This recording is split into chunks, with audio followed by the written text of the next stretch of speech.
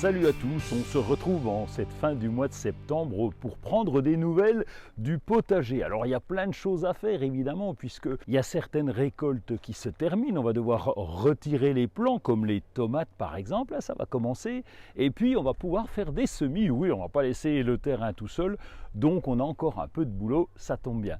Côté météo, on attend encore de la pluie. Bah oui, on en a manqué cet été. Alors si on en a beaucoup, on sera content. Vous savez qu'il y a un dicton qui dit « Mois de septembre pluvieux en fructueux ». Ça veut dire que s'il pleut en septembre, on aura des récoltes par millions ou presque. Au mois d'août, en pleine canicule, on s'est mis à planter des haricots. Ben oui, il y avait de la place. On s'est dit, on ne sait jamais si l'arrière-saison est belle, eh bien, ça va peut-être pousser. Et bien, c'est le cas. Les haricots sont bien là. On va faire la première récolte.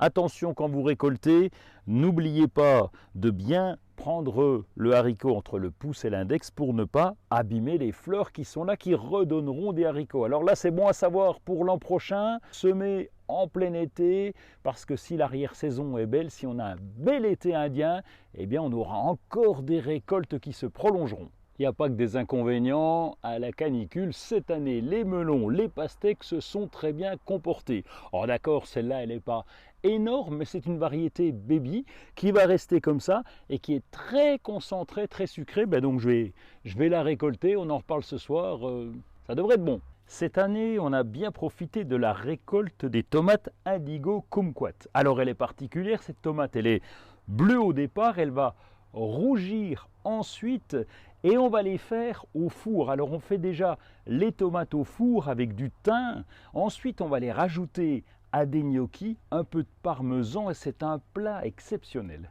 C'est l'abondance dans les carrés potagers. Je comptais tout enlever, y compris ce pied de tomate Perlino qui prend de l'ampleur partout. Je me disais, je vais me préparer pour l'hiver. Eh ben non, on va attendre encore un peu parce que ça produit toujours.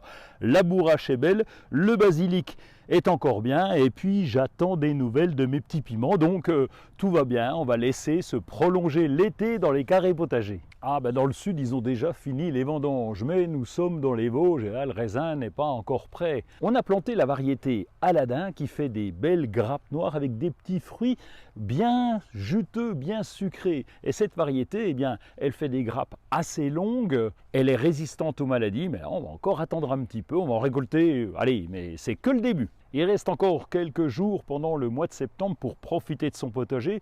Après, vous allez me dire, c'est le mois d'octobre, c'est encore mieux parce qu'on va planter l'ail, l'oignon, l'échalote pour certains, on va planter des aromatiques, il y a encore plein de choses à faire. Et puis, ça va récolter à tout va.